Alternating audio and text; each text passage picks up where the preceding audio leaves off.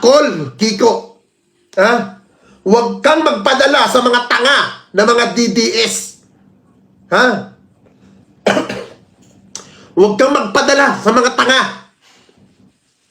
Dahil nakakahiya ang pinaggagawa mo, Kiko. Wala na sa lugar.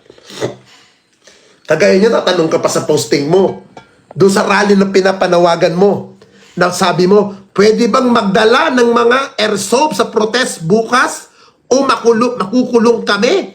Kasi may mga baril, batuta at riot shield sila. Idi kawawa naman tayo.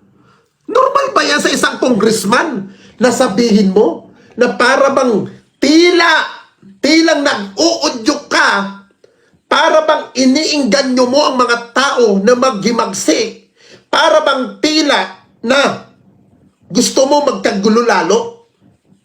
Hindi normal na sa isang katulad mo yan. Hindi ka binoto dyan para magkagaganyan. Ha?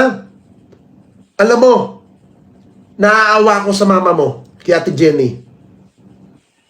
Sabi ko nga kanina, kung may respeto ka sa magulang mo, habang nabubuhay pa si Ate Jenny, ipakita mo ang pagrespeto sa kanya. Ipakita mo na may pagmamahal ka sa kanya. Yun ang ipakita mo. Alam mo, nung binuburo si PD, nakita ko itsura mo.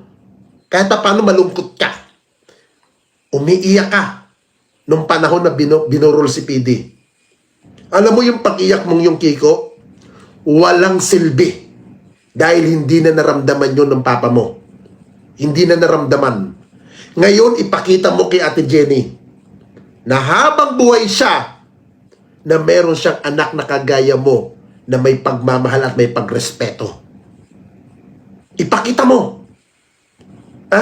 Hindi yung, I don't know kung sinong nasa likod mo, sinong kumausap sa'yo. Hindi ko alam. Ikaw ang nakakalam yan. Lahat inaaway mo na kahit matitino,